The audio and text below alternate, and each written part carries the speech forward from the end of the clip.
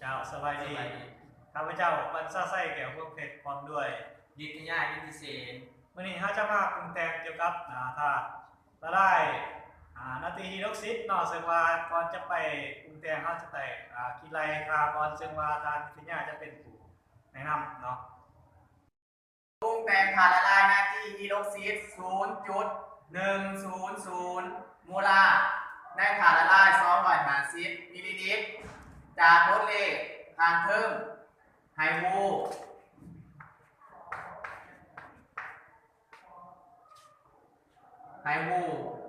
ความเข้มข้นเนาะซีเท่าไฮ0.100 โมลาร์กับปริมาตรเท่า250 มิลลิลิตรจากบริเวณมีแม่เพื่อนหายสอบหาจำนวนโมลเนาะ N สูตรสอบหาจำนวนโมล N เท่าไฮ C คูณไฮ V ส่วนไฮพันเนาะ0.100 โมลาร์คูณไฮปริมาตรแม่250 มิลลิลิตรส่วนไฮพันฉะนั้นหลังจากการคูณแล้วค่าของมันแนน n จะเท่าไฮ0.025 โมลมาสอบค่าของ m อีกตามสูตร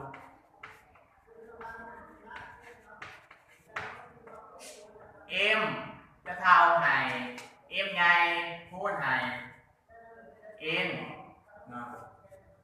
อีกตามสูตรมาแทนค่าของมันใส่ m เท่าไห่ n นี่แม่นเท่าไห่0.025 คูณไห่ n นี่แม่น40หลังจากมาแทนค่าของมันใส่แล้ว m จะเท่าไห่0ไห่1.00 ตารางเข้มข้นที่เขาต้องการแล้วเนาะในจำนวน 1.00 ตารางเขาจึงเปลี่ยนการทดลองได้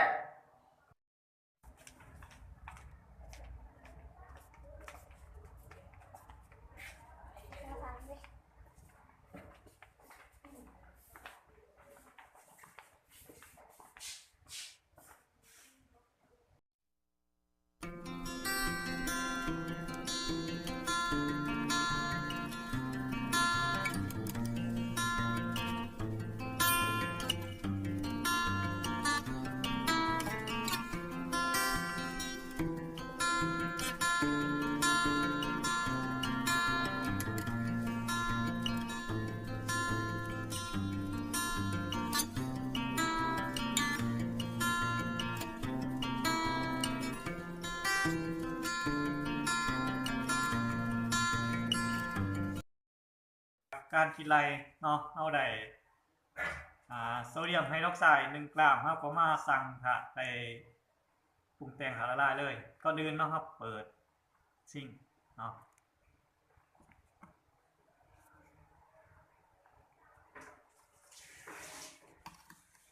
เอากดซิ่งให้อยู่ใน0 กรัมเนาะก็คือเอาน้ำหนักของแก้วออกเอาตักขาลงไปเนาะสั่ง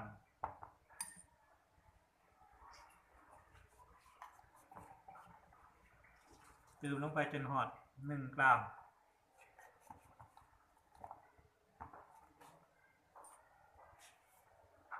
เนี่ยเมื่อร้ายเกินไปห้ามตักออกคืนได้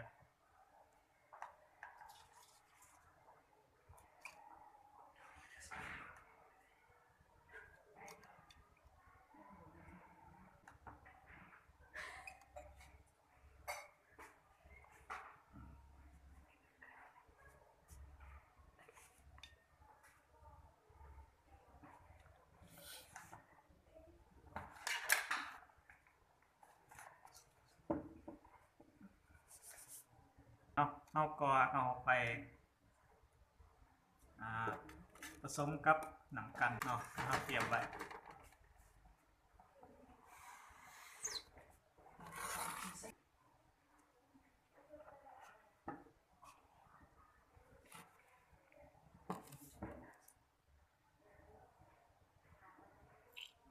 เติมน้ำกันลงปริมาณพอสมควรคนให้เข้ากันเนาะ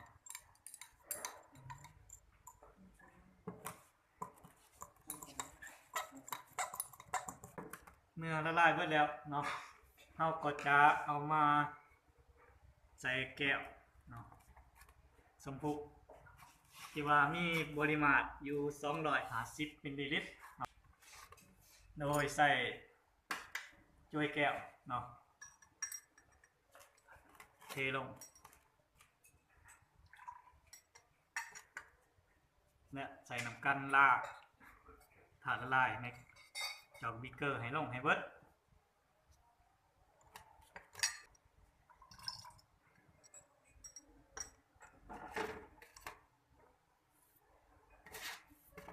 จากนั้นเราก็ล้างถ้วยลงไป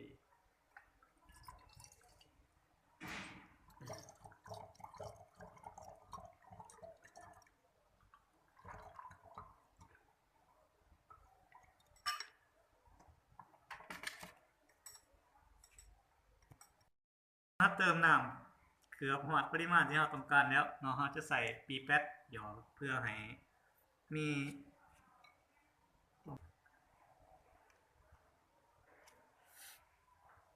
เมื่อได้ปริมาณที่ต้องการแล้วเนาะละลาย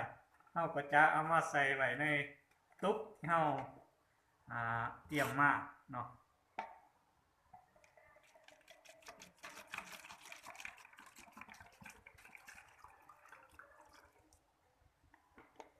สำหรับกระตุกนี้เนาะจะเป็นการเก็บถาดละลายที่เราปรุงแต่งแล้วเนาะมันจะมี